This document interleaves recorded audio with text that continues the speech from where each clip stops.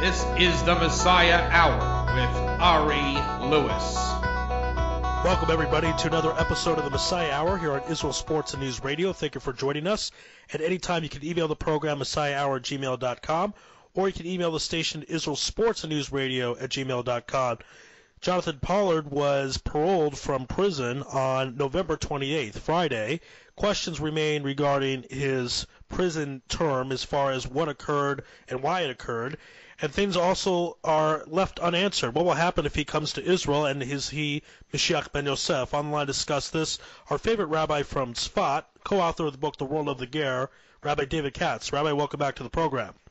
Hi, Ari. Thanks for having me back as always, and a big Shavua Tov to you and all of your listeners. Yes, indeed. So let's get into it. There apparently is a rumor out there about him being Mashiach ben Yosef. But before we get to that and the identity of Mashiach ben Yosef, let's talk about first of what is Mashiach ben Yosef, what are some of his responsibilities, what does he need to do?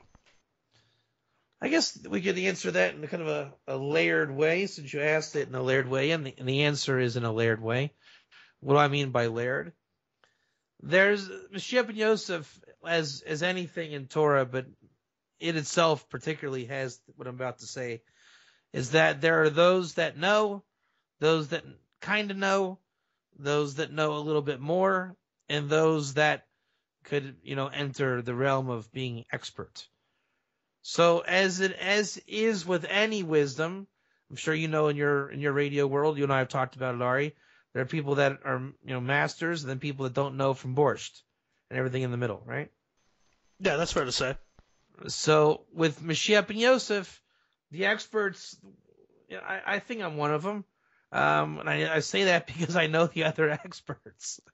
I wouldn't have thought that of myself, but it's when you get a little older in this world, you find out, who's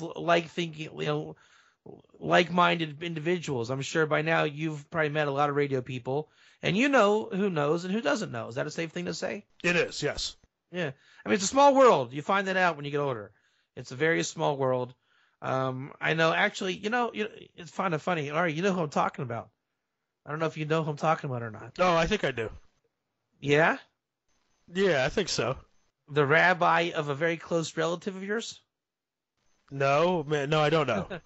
Your mother's rabbi is a very close friend of mine. Oh, okay. Which one? The rabbi in Colorado? Yeah. Gotcha, okay.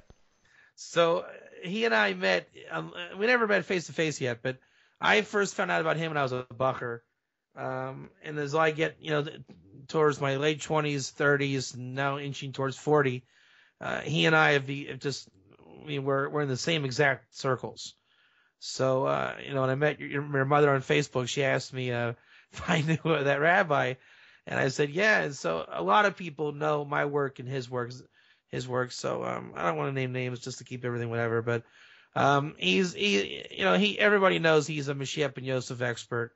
And he and I worked very closely together on things. And anyways, it's a small world. And the bottom line is there's really one book ever written that really explains Mashiach ben Yosef in and out. And that is the Kol HaTorah by the Vilna Gaon. And for those that know or don't know, my project for this year is I'm translating the Kol HaTorah and its sister book or companion book, another work of the Vilna Gaon, part of the greater Zionism of the Vilna Gaon collection called Midrash Shlomo. So that's kind of like the expertise world of Mashiach ben Yosef. And anybody that knows this stuff knows that. It's not such an illustrious crowd because most people don't care about Mashiach ben Yosef. Most people say, like Chabad, we want Mashiach now, i.e. they're only concerned with Mashiach ben David. And I guess, it is what it is. I'm not going to break skulls because people don't, want to go with the Gra. So the Mashiach ben Yosef has been a big question mark in modern Jewish history. It first appears in the Talmud, Sukkah 52b. The Zohar speaks about Mashiach ben Yosef. And as I said, the Vilna Gaon became the modern father of it circa the year, let's say, 1740. The Hasidim don't really get so into it. And obviously Chabad gets almost zero into it. And what we know about Mashiach is, mostly from Chabad because they pushed it the most. And, we know the Rambam's view on it from Chabad. A little bit maybe a Arizal, Zohar. But the bottom line is Mashiach ben Yosef is not so known. Maybe much like my Ger work, it's, kind of known, but really not. Therefore, the expertise is lacking. And the middle ground people are, they're scarce. But the people that think they know a lot about Mashiach ben Yosef and actually know very little, that world's pretty large. And of that population, they'll tell you basically a couple of things, and pretty standard things. Number one, Mashiach ben Yosef is one of the 4 craftsmen, Sukkah 52b. I don't know if that's one of the basic ones, but I consider that's my basic one. And there's an idea that Mashiach ben Yosef dies in war. He'll be like a political or war hero. That's like the really famous one. Beyond that, it's pretty. The Christians want to say it's Yeshu. The Messianics want to say it's Yeshu Part 2. There's all kind of. It gets real funny after you get out of first grade with this thing. The joke always was that you can say whatever you want about Mashiach ben Yosef, and that's how it usually goes with people that are beginning, because they don't realize that it's a chartered territory, and you can't just say, well, I heard some Hasidic Rebbe in 1840 was Mashiach ben Yosef fulfilled that, so we don't have to worry about Mashiach ben Yosef anymore. So you hear a lot of that. But the bottom line is there's, again, the very, very general stuff. Some people have a bit of a breadth of knowledge on it.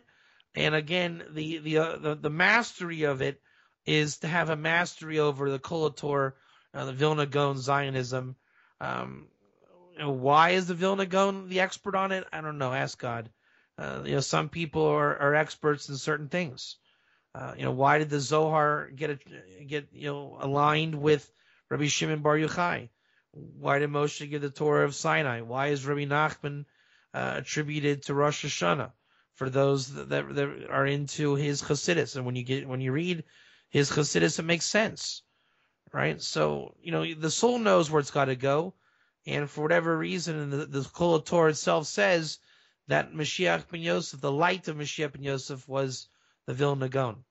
So as we're inching towards redemption and we're coming up on current events, we're starting to see Mashiach ben Yosef hit the headlines, and a lot of things nowadays are pointing in that direction. Talk a little bit about why Mashiach ben Yosef is not talked about more in the mainstream. You generally hear Mashiach ben David, or generally hear Mashiach, and people just think about Mashiach ben David. They don't think about Mashiach ben Yosef so much. Why is that? A couple of reasons is Mashiach ben David's mentioned more. As I mentioned, Mashiach ben Yosef, by definition, is only mentioned once in the entire Talmud. It's mentioned in Tosfos, but not exactly the Talmud. I forget who else mentioned it. I know it's in the Talmud in one place. I thought maybe another place or two also. I can't remember where. But I know it's mentioned with Jonah. They say that Jonah was a Mashiach ben Yosef, which already makes it complicated. It's Kabbalistic. It's the Zohar approach. And, you're going to get a lot of your Misnagdim that are anti-Kabbalah, anti-Hasidic mentality. So that's already going to be a big knock on it. As I mentioned, Chabad, for them, it's not in their mainstream. They feel they have a lock on what Messiah is, who it is, how it is. Therefore, Mashiach ben Yosef doesn't fit their opinion. They feel that Mashiach ben Yosef is optional, whereas the Vilna Gaon felt that it was mandatory. Maybe, as Saadia Gaon mentioned about over 1,000 years ago, we could have had a reality not of Mashiach ben Yosef, to which the Vilna Gaon says we've entered now the way of current events, that it's going to be a beginning with Mashiach ben Yosef, which means a dual Messiah, whatever that means, which creates controversy. Can we have two Messiahs? Is it two Messiahs as one? Anything that sounds Christian, we don't like or we don't do. So you have a lot of reasons in opposition to not go into Mashiach ben Yosef. Vilna Gaon is traditionally one of the hardest rabbis to learn and appreciate his material. Mashiach ben Yosef, because it's largely Kabbalistic, people simply don't get it. It's very related to the nations and Ger, Another reason people don't get it, for the nations in Ger, they love Mashiach ben Yosef. They don't understand why Jews don't love Mashiach ben Yosef. Especially with the Parshiot of Yehuda and Yosef, pretty clear that was the forerunner to the story. So there's a lot of reasons, I guess. They're all just kind of the same direction of ignorance and complication and doubt. So it has its stumbling blocks.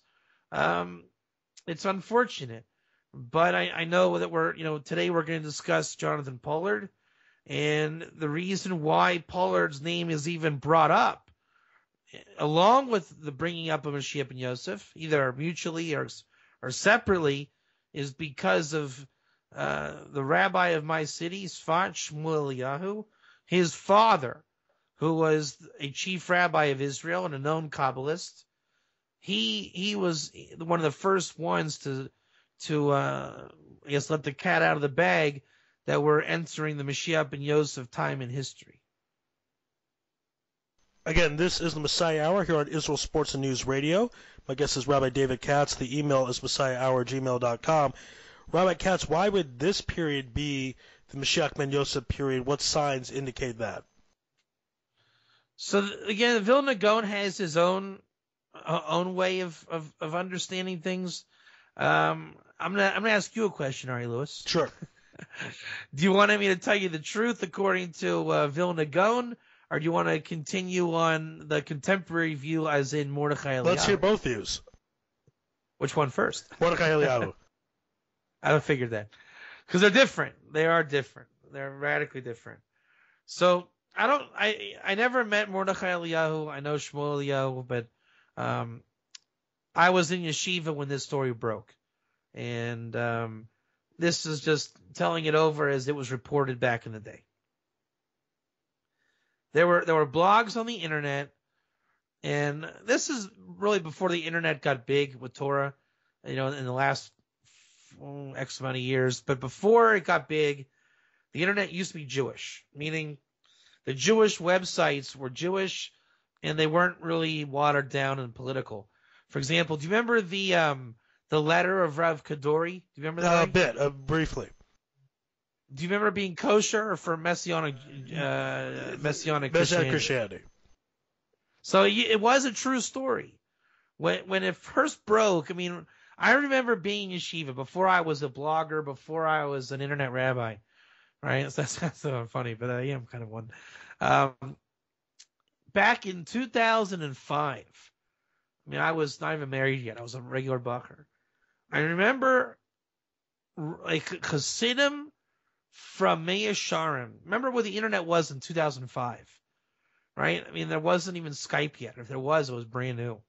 I taught in the virtual yeshiva in 2007, and that was like a dinosaur. So remember what 2005 was. I don't even know if there was YouTube at that point. I remember the first time I ever listened to YouTube. So these Hasidim came in from Mea Sharim. They were handing out flyers that Rav Kadori was talking about Gush Katif. Remember when Gush Katif used to be a hot topic? Whatever happened to Gush Katif? that seems like ancient history too. No one even talks about Gush Katif anymore. So just after the tsunami, and I can't remember if Katrina happened yet or not. I can't remember. But after the tsunami, Rav Kadori said that the Sharon government would be the last government, and we can expect the revelation of the Mashiach to come soon afterwards. So that was going around, and Rav Kadori was making all kinds of messianic predictions. Remember, this is before the internet turned to messianic Christianity. And before he died, back up. Before that even, Rav David Abu Kutsera was standing greeting people in Nahariya, and they used to say, because the Baba Sali came to him in a dream, or is it his father, Baba Sali, whoever it was, and said, or was his father Baba Sali? I don't know how it works out. I forget if he's a grandson or a son, but anyways, that Mashiach's coming. He's going to come to see you, and you have to stand and greet him. And I remember that was a couple of years after already, towards 2007 or 8. And my wife, she's passed on since then, but she's Moroccan. So these are all the Moroccan Mukubalim. And I said, wow, how cool is that? We got to go see this guy. We wanted to get a bracha for our daughter. So we went to Nariya, and I got in to see Rav David, and he was standing. It really was true. He was standing. So at that time, there were so many predictions going on. People thought it was the end. I mean, Obama was being elected, and there was, even though nowadays a lot of people know he's a farce, the Mukubalim were saying this guy is dangerous. There was a tag team of these American guys, Redemption 5768, and they were doing Torah codes and all kind of cool stuff. And this is right when the internet was hot with Judaism. When like even kosher rabbis were first hitting the internet before the onslaught of Treifkeit that we have today. So Rav Kadori, before he died, he was saying he had revelations of Mashiach, he met Mashiach, and no one questioned it. I mean, we were excited in yeshivas. We were all over Israel. People were really thinking we were close because of what was going on. And you had the autistics were getting big results back then. Now it's just kind of old news. But just a lot of this new, I call it new age, but it's not new age as it's usually defined. It was just kind of Kabbalah, internet, new. And before Rav Kadori died, he wrote a letter that was to be closed, and open a year after his death. They opened it up a year later, and it said the name Yehoshua, as in Joshua, which in Kol HaTorah Vilna Gaon, that's one of the key attributes of Mashiach ben Yosef, because Joshua was the firstborn coming out of the lineage of Ephraim, as in Mashiach ben Ephraim, firstborn from Yosef. So it has that whole idea in Kol HaTorah, which Yehoshua is the gematria Akiva ben Yosef, and Rabbi Akiva was a Mashiach ben Yosef type of figure called a Bechina, an aspect of. So no one suspected it was a false letter. Nobody. I mean, you can see on the internet, there's still websites from back in the day that spoke about it as if it was real. Only when the Messianics got involved, and they said, look at that, Rav Kadori believes in Jesus. You see that? Yeshua.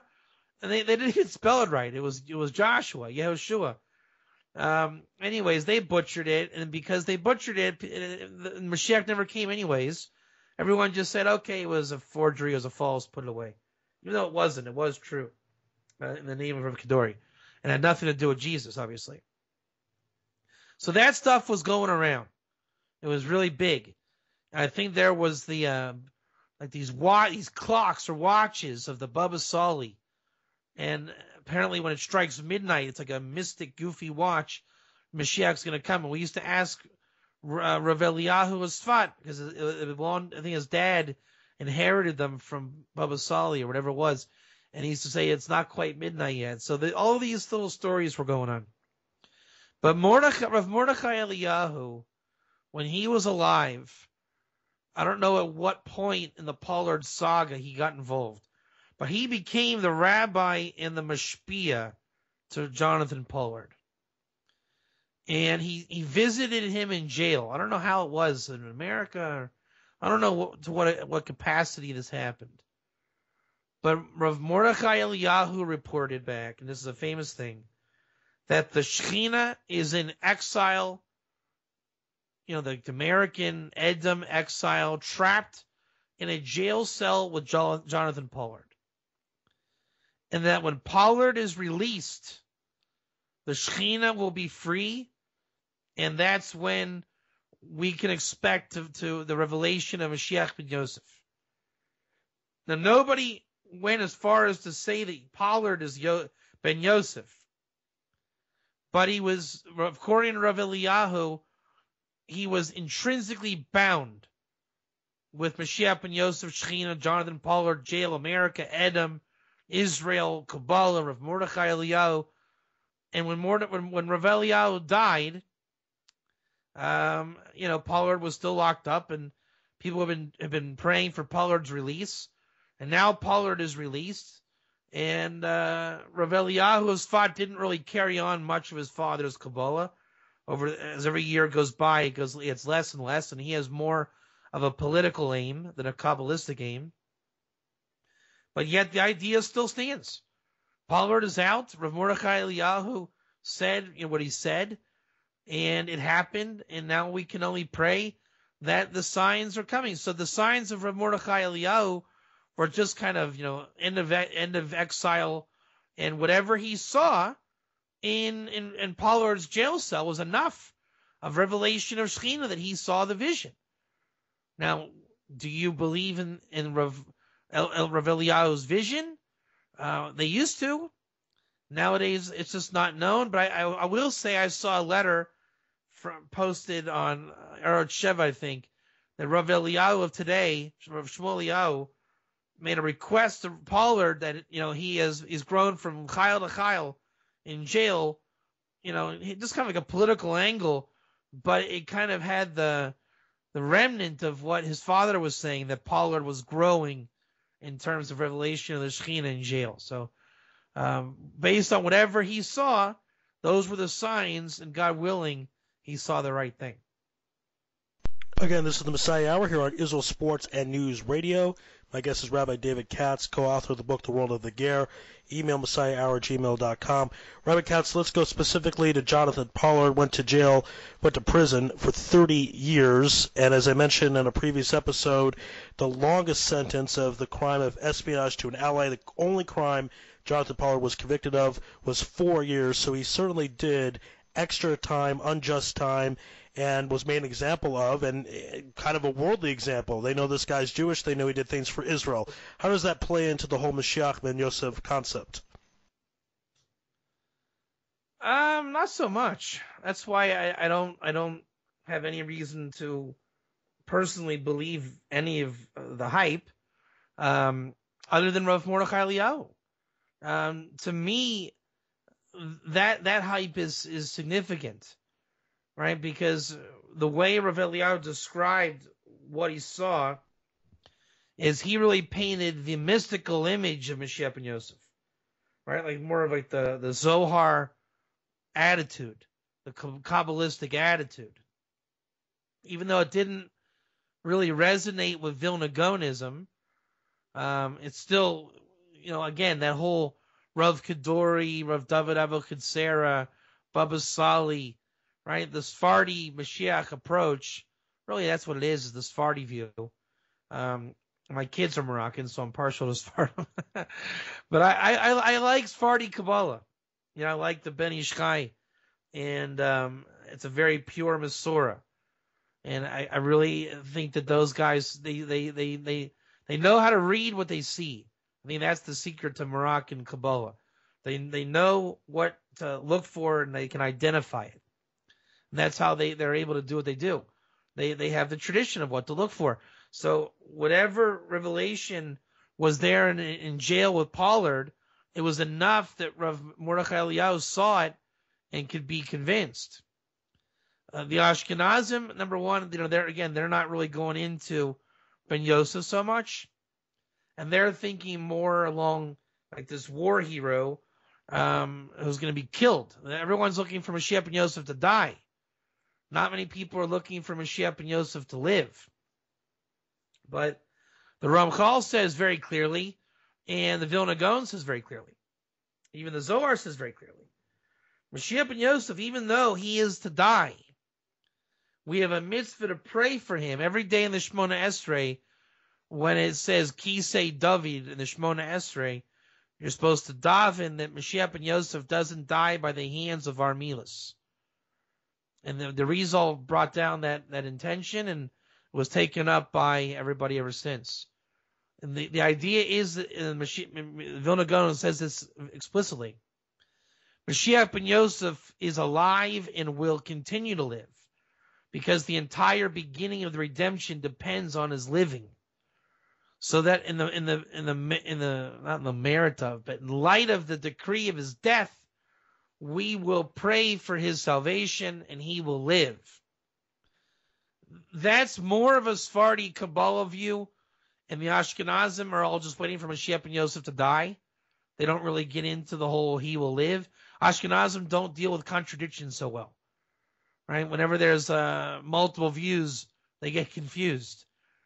For example, on what was it, Parsha Zachor, there's two where we're wiping out a Molech. There's two vowel points that you can possibly read. So what do the Ashkenazim do? They read it both, two different times, two different ways. The Sephardi view is not such, right? I don't know if every Sephardi minion does it this way, but the right way is to read it once and you scan it having both vowel points in mind. So there's a way to resolve contradiction. Kabbalah is all about that. It's about how to resolve the contradiction. That it's never a contradiction. It's just multiple points of view. So when it says that Mashiach ben Yosef dies, it doesn't have to be that he's going to die. It doesn't mean that he's not going to die either, and that's still not a contradiction.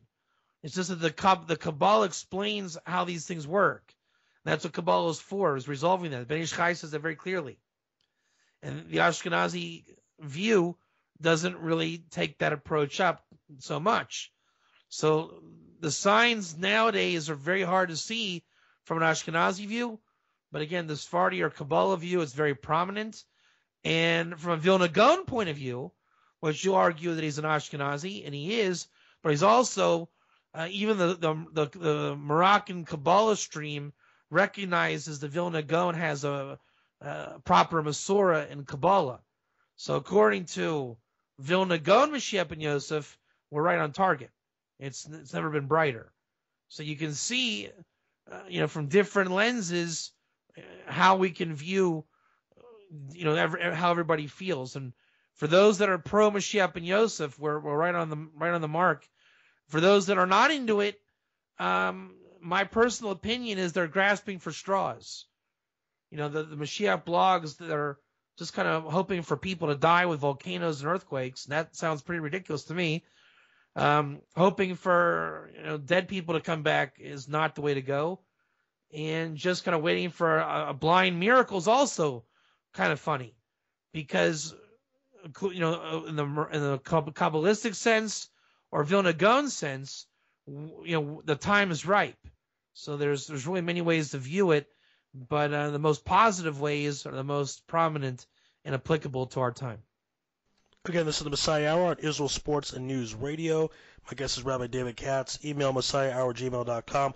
Rabbi Katz, let's talk about a different candidate, Mashiach ben Yosef. Some people have stated Lubavitcher Rebbe is Mashiach ben Yosef because there's the idea he did a lot of great work, but he died, and when you die physically, you cannot be the Mashiach, according to most mainstream opinions. So talk about the idea of Lubavitcher Rebbe potentially being Mashiach ben Yosef, and then he died, and then we wait for Mashiach ben David.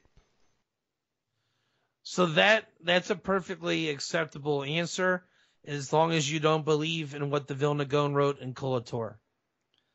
And that's a choice people can make. But there's no precedent to say he's Mashiach ben Yosef.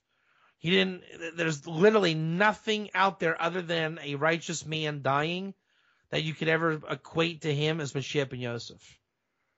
If it's enough for you that a righteous man died, and Mashiach ben Yosef is supposed to die, then that's all you're going on. If you want to go according to Kabbalah and Vilna Gaon points of view, it is 100% impossible to say that he was Mashiach ben Yosef. Now, what the Vilna Gaon does say is that in history, there have been many who have been what's called an aspect of Mashiach ben Yosef.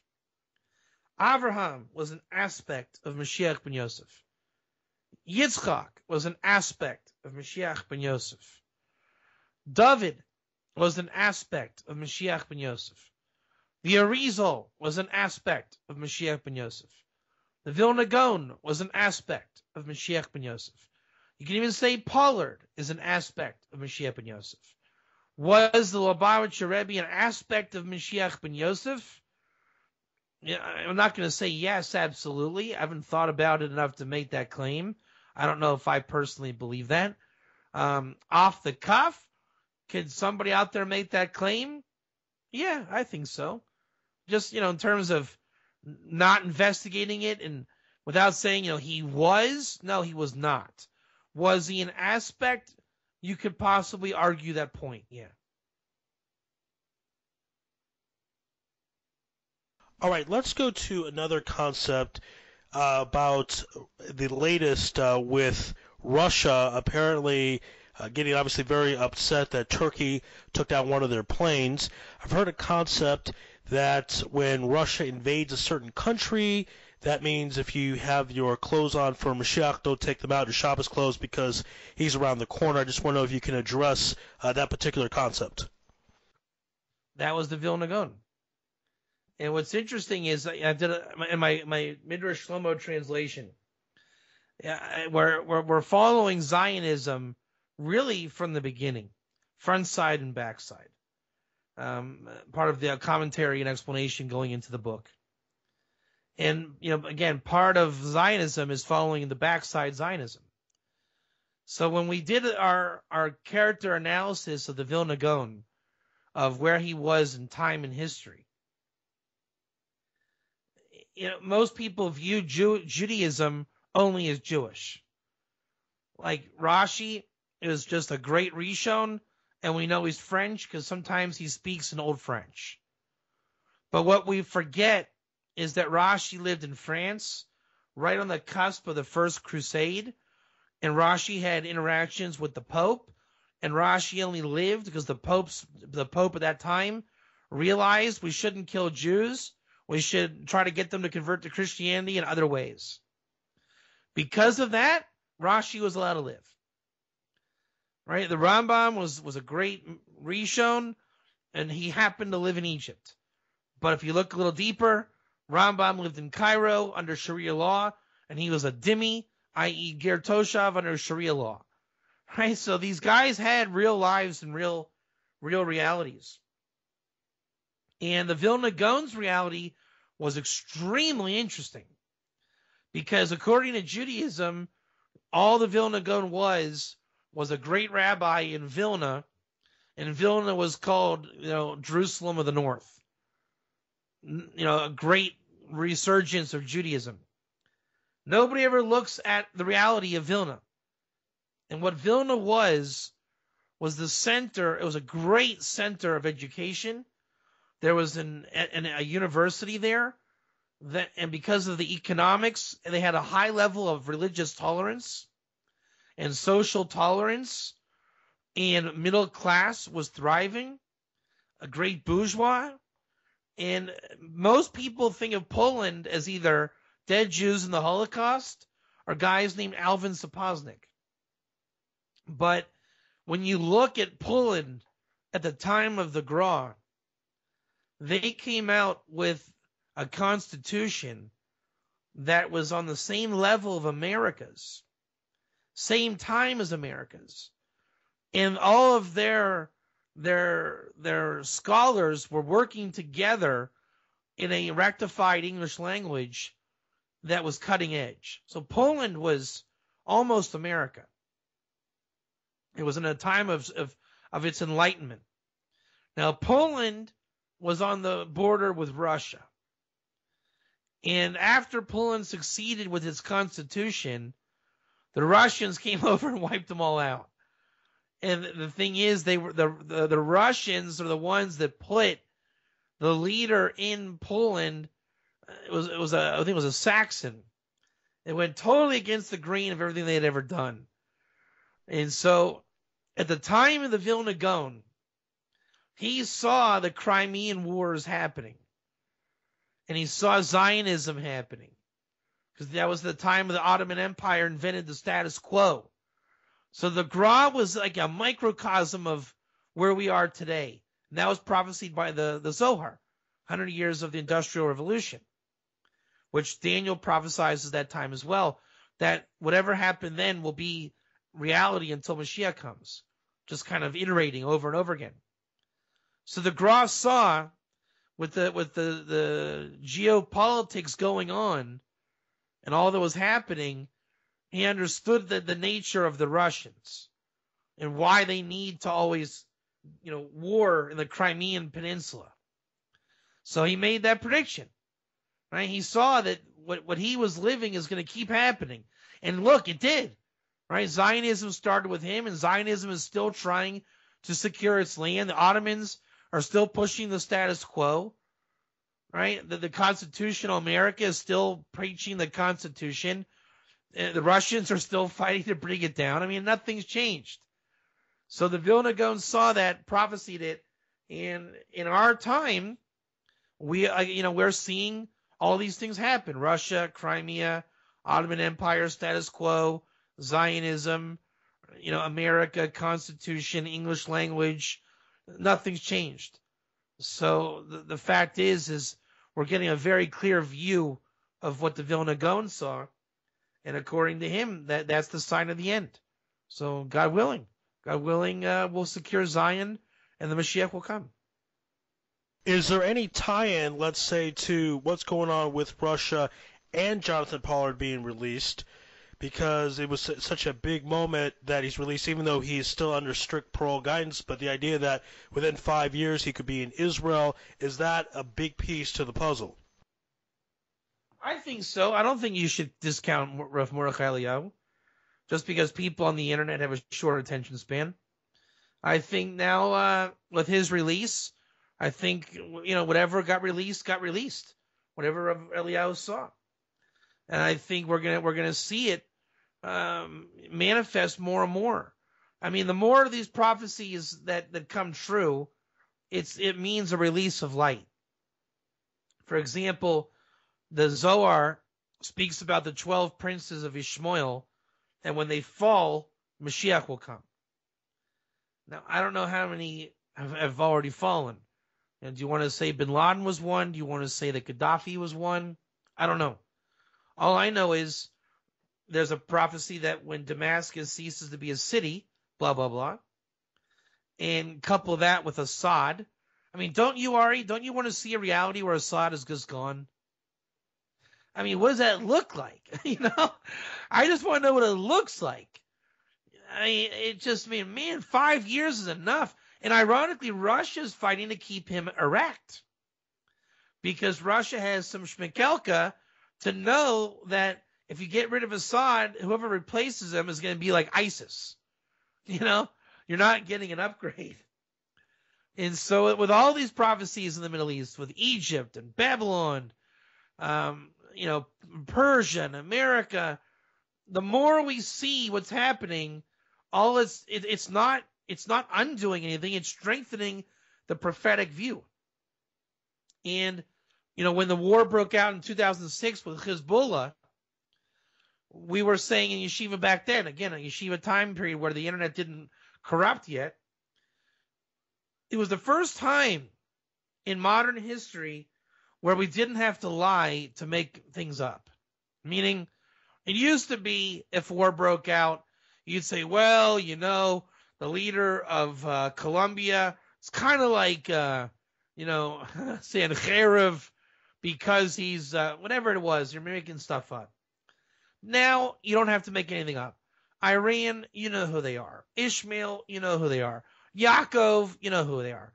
Israel, the land, Zion, everyone prophesied is now present. Yeah, but we don't know who Mashiach ben Yosef is. What's that? We don't know who Mashiach ben Yosef is. The Gra doesn't make it necessarily mandatory to know. It doesn't necessarily have to be a person with a sword and a shield. That's the thing. The Gra takes it to a whole different level. It's a book more about understanding the time and the players than a person itself. Right? It's an ideology. It's a view. So he never says, what the person is or looks like or acts like. When I first came on to Kol HaTorah, I was told that it contains 156 requirements of Mashiach ben Yosef to fulfill. That was a big lie. Because when I learned the book, we saw it was not 156 requirements, it was 156 aspects. So there's aspects to it. I mean, it's a chachma, it's a wisdom. as opposed to a non-wisdom. Looking for some guy to rise up is not going to happen. The Talmud says, Ein Mashiach liYisrael. There's no Messiah for Israel.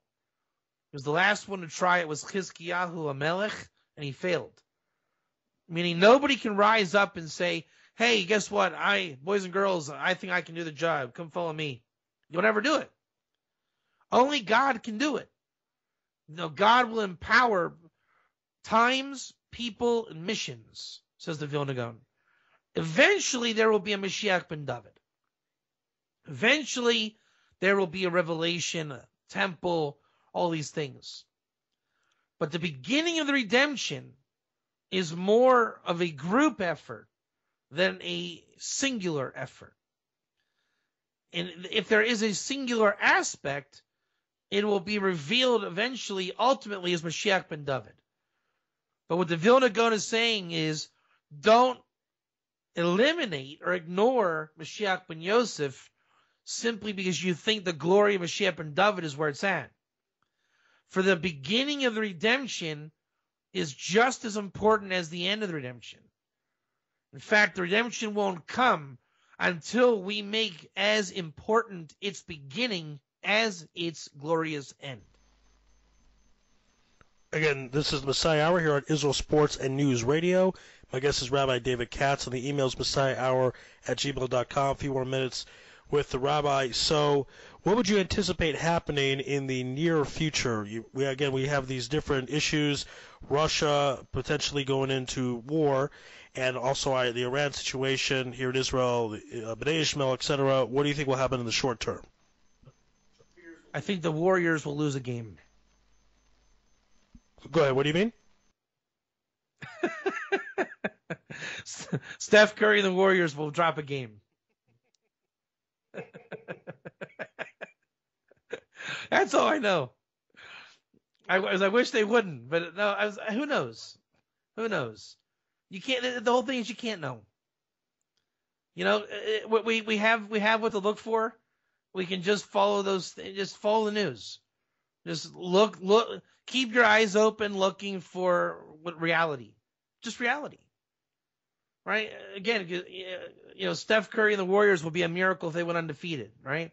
But so what I'm saying is don't look for a miracle, because there are little miracles happening every day. You know, if Assad falls, just, you know, chalk it up as one more revealing factor. You know what I mean by revealing factor? You know, it's like one more thing that you can say. It's no longer concealed, right? When Damascus ceases to be a city, all right, done. Right? Russia dropped a nuke on Damascus. We're not going back. We achieved that, right? When Pollard comes out, okay, check. We got the Mordechai Eliyahu prophecy. Russia invades Crimea. Check. We got that one. Just look for the big ones. Look for things that are obvious. Don't try to get weird, creative chachmas. But I will say, if the Warriors go 82-0, that's got to be a prophetic sign of something. All right. So a little sports tie in there. Here on the Messiah Hour on Israel Sports and News Radio. So last question for you, Rabbi. Basically, with Jonathan Pollard, that situation, and at the end of the day, there's no real strong evidence to indicate he is Mashiach ben Yosef, correct? 100% no, right? I mean, no, he is not Mashiach ben Yosef, no. So will that dispel the rumors? People listening to this program, that will pretty much end any conversation, I hope, right? I would hope that they start to develop their Torah knowledge from a platform beyond Arut Sheva and go into some more chachmas and find the truth, learn Torah. One of the biggest aspects of Mashiach ben Yosef is he reveals secrets of Torah. That's why the template for that was the Arizal, right? He was one of the biggest revealers of the secrets of Torah, Rabbi Shimon Bar Yochai, right? Those kind of souls are what we're looking for. Right, it's not going to be the Jesus mold, right? The humble guy or blah blah blah or just, you know, Edward Snowden. It's not like that. It's real Torah, real revelation, real divine qualities. God giving His grace onto the world, and Pollard coming out of jail is not that, as he is the Messiah, for crying out loud. But what Rav Eliyahu saw was something. What did he see? He's not here that he can tell us.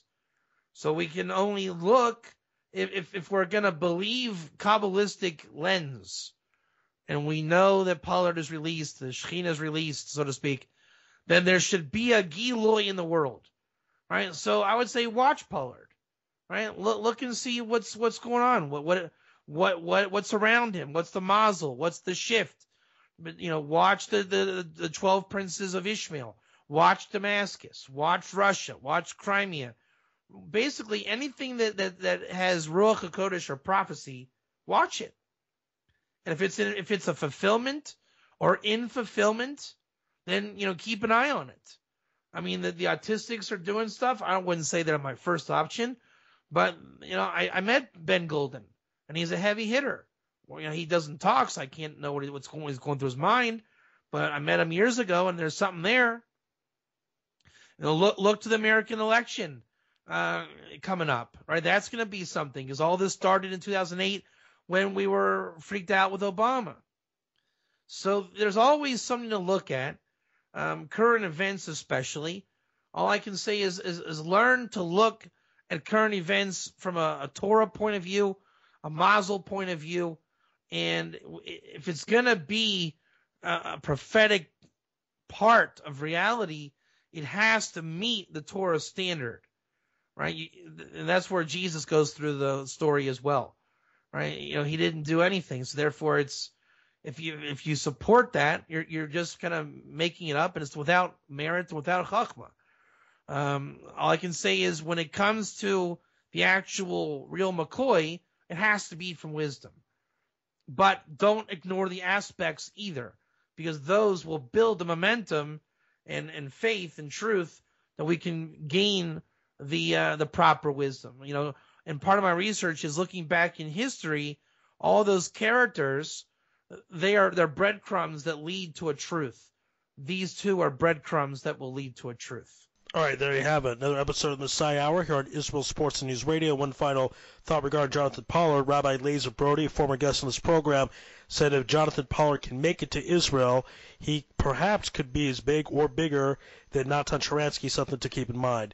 For those of you out there who enjoyed this program and would like to support financially, you could do so through my PayPal account. That is IsraelSportsRadio@yahoo.com. Again, IsraelSportsRadio@yahoo.com. And the rabbi's websites are gergear.com and solmazal.com. He's the co-author of the book, The World of the Ger. Rabbi, thank you for being on the program today. Great job as always.